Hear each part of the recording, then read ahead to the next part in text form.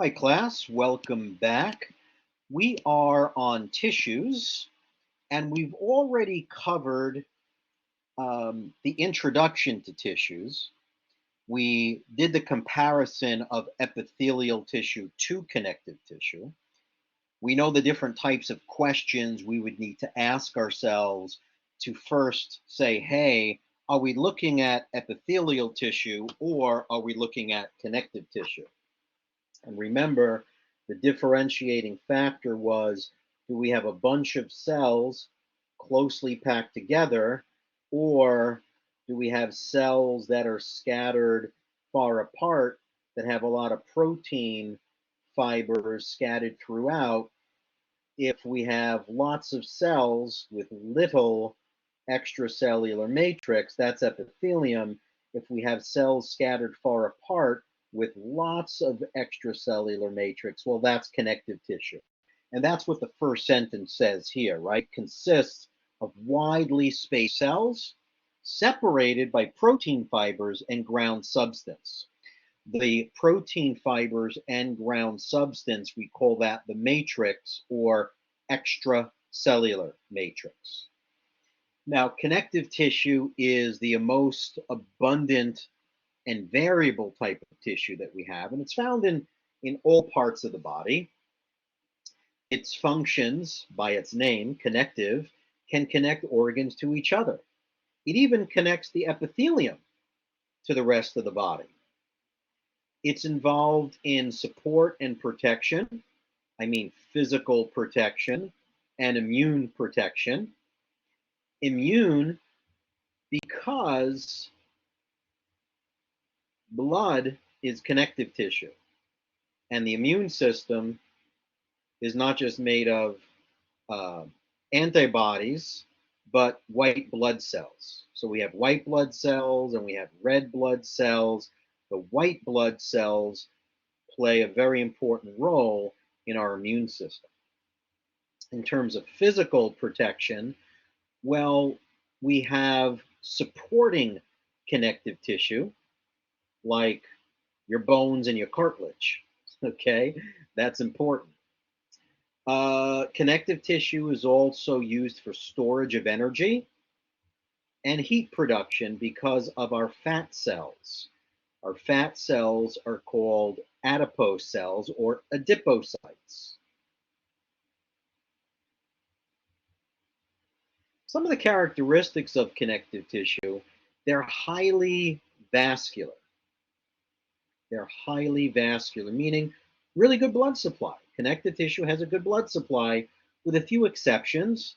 Cartilage, tendons, and ligaments don't have the best blood supply, which means when you damage cartilage or your tendons or your ligaments, in terms of healing, it takes a longer time for these things to repair and regenerate because with a poor blood supply, it takes longer to bring the vital nutrients to help it repair and rebuild. The connective tissue is made up of many different types of cells. There are non-cellular and non-living materials, which we call the matrix, and it's the substance that's found between the cells of connective tissue. So we have cellular parts, we have non-cellular parts, we have proteins, matrix. It's a combination of a lot of different things. So we're going to look at connective tissue and we're going to break it down into these three main categories. And this has shown up before on some of the McGraw-Hill Connect quizzes, just like this, and you'll have to drag and drop all of these into place. So what are the three main categories of connective tissue? Well, we have supporting connective tissue, which I mentioned just before, where you have cartilage and bone. That's supporting connective tissue. We have fluid connective tissue, which is blood. We have red blood cells, we have white blood cells. So supporting connective tissue, the support the human frame, bone and cartilage. Fluid connective tissue, the fluid is blood. Okay, the first type is called connective tissue proper. Connective tissue proper comes in two flavors: loose connective tissue and dense connective tissue. Loose connective tissue is areolar, adipose, and reticular, and dense is regular, irregular, and elastic. So let's take a look at these three categories. You'll see that right here is loose connective tissue. So we'll start with this one. We'll go right down this line. Then we'll do dense connective tissue proper. So then we'll go down this line. Then we'll talk about fluid connective tissue. We'll talk about this line. And then we'll talk about supporting connective tissue. We'll go in this direction. Okay? So loose connective tissue proper is areolar, adipose, and reticular. Areolar is that layer, like if you were to pinch your forearm, you can't really squeeze the muscle because there's this layer that acts as a padding that separates your skin from the deeper muscle. That's areolar. That's loose connective tissue. You've got elastic fibers and collagen fibers that are there. Okay. Elastin and collagen fibers, these are protein. Collagen is for like strength, and elastic is for its elasticity. Adipose, these are fat cells. Now, what's interesting about an adipose, if I were to draw that, you'd say that's a squamous cell, right? You got that flat, irregular shaped thing with a nucleus in the middle. That's a squamous cell. An adipose, on the other hand, looks like a squamous cell, but the nucleus is towards the periphery. So if you have flat, irregular shaped cells with the nucleus in the periphery, that's a fat cell. The reason the nucleus is towards the periphery is because fat cells store toxins, and you don't want to kill the nucleus if it's in the center. But if it's off to the side, you can store triglycerides, energy in here, but you can also store toxins in here without killing the nucleus. Reticular is what is going to provide the framework of most of the organs. It's reticular connective tissue. Now, with dense connective tissue proper, it's dense because we have these collagen fibers that are tightly interwoven like this. So when you have fibers that are tightly interwoven together in these nice parallel direction that we'll see with tendons and ligaments, when you have densely packed collagen fibers, that's going to be dense, regular. Sometimes we'll have organs that have collagen fibers that are not interwoven in parallel direction, but they're interwoven in different directions. That's called dense irregular. Okay? And having collagen fibers in different directions are important in certain parts of the body, like rubbing an eyeball. If you rub your eyeball, you don't have to rub it left to right. You can rub your eyeball in different directions so the eyeball can distort, but due to these fibers in different directions, it rebounds and recoils back. Okay? Elastic connective tissue, certain ligaments will have this elastic connective tissue. If this is a bone and this is a bone, what holds a bone to bone together, those are ligaments. Okay? Certain ligaments need more collagen for strength and stability, whereas other ligaments need more elasticity for flexibility. So your vertebral column is made up of 24 freely movable bones that are stacked right on top of each other, but the way they're stacked, they're very stable. So we don't need lots of collagen that hold these in alignment. So these ligaments need to have more elastic fibers.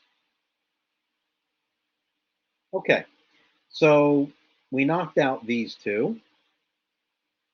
Let's look at fluid connective tissue next. So we talk about fluid connective tissue, we think of blood. So blood is made up of red blood cells, white blood cells, and platelets. In A&P2, we'll get into more detail on the different types of white blood cells. Red blood cells are called erythrocytes. Erythro means red. White blood cells are leukocytes. Leuko means white. These are involved in fighting infection, whereas the red blood cell carries oxygen, carbon dioxide, nitric oxide. It carries the gases. And then platelets are involved in helping us form clots. So we need all of these in blood. Lymph is also liquid connective tissue. Lymph is the interstitial fluid, which is the fluid that's found between the cells of the human body. That type of lymphatic fluid enters what's called lymph vessels. So both blood and lymph are fluid connective tissue. What's left is supporting connective tissue. So let's go, we knocked that one out. Let's look here and we'll focus on the three different types of cartilage and we'll focus on compact bone. I'll mention spongy bone, but we'll focus on compact bone. So cartilage, we've said, is avascular, meaning it doesn't have a good blood supply. Vascular is blood vessel. When you put A in front of it, it means without. So the cartilage cells are called chondrocytes. And the three main types of cartilage are hyaline cartilage, elastic cartilage, and fibrocartilage. The one that's found between the ends of your bones, between your joints, like your elbow joint, your wrist joint, your shoulder joint, that's called hyaline cartilage. That's the most common type of cartilage. This is what typically breaks down with degenerative joint disease, DJD, also known as osteoarthritis, and it even breaks down with rheumatoid arthritis. Rheumatoid arthritis is a systemic disease. It is an autoimmune disease where the body is attacking its own cartilage. That's different than degenerative joint disease or osteoarthritis. That's purely a mechanical problem. Like a person is working on a jackhammer on concrete and their elbows degenerate from those forces over 20, 30 years on their joints. Okay? Now we said that RA, the breakdown of hyaline cartilage, can happen with intestinal permeability and leaky gut. So whenever there are diseases, it's important to look at the gut and try and remove the irritants and allow the gut to heal up, especially with autoimmunity. Elastic cartilage allows for flexibility. We'll have elastic cartilage in the nose, in the ear, in the epiglottis of the throat, things where they can have flexibility and recoil and bounce back to their natural shape. Fibrocartilage, that's the cartilage that you have between your vertebrae, okay? These would be vertebrae, and the intervertebral discs, the intervertebral disc is fibrocartilage. It's a shock absorber, strongest cartilage in the body.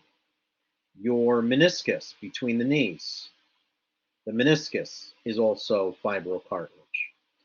The pubic symphysis, where the pubic bone is, there is what looks like a disc, but it's not horizontal, it is vertical.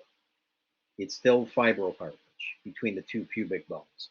So those are the three types of cartilage. So now we match up elastic, fibro, and hyaline. So elastic, I always love this definition because, you're not supposed to use the word in the definition. So elastic cartilage is composed of a network of branching elastic fibers. Easy enough. Fibrocartilage is composed mainly of type 1 collagen that forms thick parallel bundles, whereas hyaline is not as thick. So these are thinner. This is thicker. So fibrocartilage, you want a thicker cartilage between your vertebrae. But hyaline cartilage breaks down between your joints, degenerative joint disease, or rheumatoid arthritis. The hyaline cartilage breaks down. Now, in the alphabet, F comes before H, 1 comes before 2. So type 1 collagen fibers are utilized to build fibrocartilage, and type 2 collagen fibers are used to build up hyaline cartilage. All right, so a lot of people supplement with collagen protein, right? How do you know if it's getting into the discs if you have spinal degeneration or if it's getting into the hyaline cartilage? You really have to know, are they type 1 fibers, type 2, or are they mixed 1 and 2 combined? Okay, this, whether or not you may have seen this already, the highlighted structure is the stuff between the cells. Okay, so now the stuff between the cells is extracellular substance, which is the extracellular matrix. This happens to be matrix of hyaline cartilage. All these little raindrops are hyaline cartilage. Now, we spoke about cartilage. Let's look at bone. Now, when we look at compact bone, let's say this is the humerus, it could be the femur, but let's say this is let's say it's the femur, your thigh bone. We have the ends of the bones. This is the proximal end, and this is the distal end. And then we have this shaft, okay? So the ends of the bone are called the proximal epiphysis and the distal epiphysis. And the shaft is called the, let's see if I can, diaphysis. Diaphysis is the shaft. So this part here, the outer part, is what we're looking at here. This is the outer part, and that's what's compact. The inner part, the inside, where you have the medullary cavity, that's spongy bone. And it looks spongy. But out here, this is all compact bone. And compact bone has a very distinct and unique characteristic, something referred to as an osteon. Osteons are only found in compact bone. And the best way that I could visually describe an osteon is if you cut down a tree. If you chop down a tree and you look at it, you see these concentric rings. Those, if we were to pull them apart and separate it, that's like the layers of the wedding cake. Okay, it looks like a wedding cake, or cutting down a tree, looking at all those concentric rings. The outer part of the bone is the periosteum. The inner part of the bone is called the endosteum. So ligaments attach to the periosteum. Tendons attach to the periosteum. Okay, now let me go back here for a second and talk about these different types of cells: osteoblasts and osteoclasts, and then we'll also talk about osteocytes. Now, bone, like any other tissue, goes through a building up and a breaking down process, like anything else, like blood cells. They break down and then we make new ones. Hair cells, they die off and we make new ones. skin cells, hair, bone, blood, muscle, everything breaks down and we build it up. The cell that's called the osteoblast, and the way that you can remember this is the B in osteoblast builds up the bone, and the osteoclast with a C for see you later breaks down the bone. So we have this interesting dynamic between the osteoblast and the osteoclast, is that the osteoblast is this immature cell that's making matrix. So what we mean by that is the cell is going to push out matrix, or it's going to push out concrete. It's going to push out the cement. The osteoblast, if we call this an osteoblast, this cell is going to push out matrix, calcium salts, hydroxyapatite, collagen protein, collagen fibers, and it's an immature cell that makes this matrix. But what happens to the cement? Eventually, all the matrix that it produced, or all the cement that's around it, is going to harden. And then the osteoblast gets stuck in this cavity that it's in. So then the osteoblast becomes an osteocyte. The osteoblast evolves and becomes an osteocyte, which was an osteoblast, but when it made the matrix and it got trapped inside of this little cavity, it stuck. So it becomes a mature cell. It becomes an osteocyte. It's just designed to maintain bone. The osteoclast breaks down bone. So we have this constant, I don't want to say battle, but there's should be this harmonious relationship between the building up and breaking down of bone. We call that bone remodeling. Just like you remodel your house. And the osteoblast and osteoclast make a good couple. So it's called coupling. When they're coupled together, they should build up and break down in the same ratio. But if your osteoclast is breaking down bone faster than the osteoblast can build it, well, that's what we call osteoporosis or osteopenia. Okay, so now let's go back. I'll show you what the concentric lamellae are, and we'll go over the osteon again. So now we have these concentric rings. Each of these, like this right here and this right here, those are called lamellae. When they go completely around, they're called concentric lamellae. They're called concentric lamellae. These in between, those are called interstitial lamellae, meaning at one point they were like this, they were whole, but the osteoclast started breaking down bone, so you get these interstitial lamellae, which are remnants. The interstitials are remnants of what was at one point in time an osteon. Okay?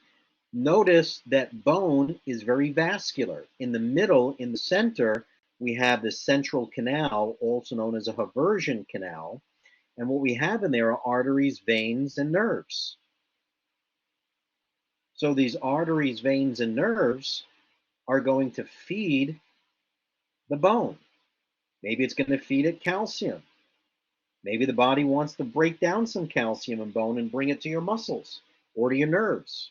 Remember, the bone act as a reservoir. They store minerals. And the arteries can bring nutrients to it, and the veins can bring the nutrients away from it. So when we look at bone, right, that looks like a tree got cut down.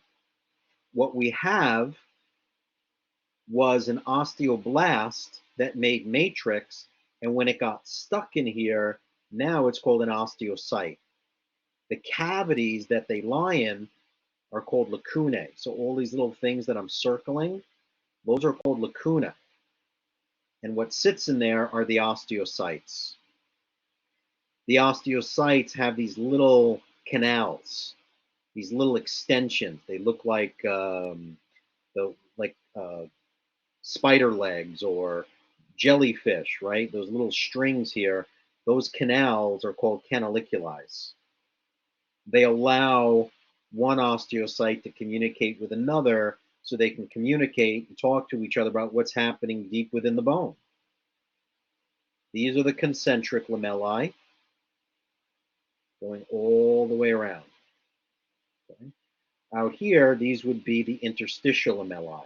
They don't make full concentric rings. There's your blood vessels in the central canal, the artery, the vein. You got lymph, you got nerve. This is under a microscope. Well, what is this? Well, we're looking at bone. It looks like a cut down tree. What we're looking at here is the osteon. What we're looking at here, the blue, those are the cavities, those are the lacunae. What these are, the black, let's say these little lines, those are the canaliculi. Right here, that's the central canal. And all of these rings, that would be a lamella. The whole thing, that's an osteon. Okay, good place to take a break. When we come back, we'll go over muscle tissue.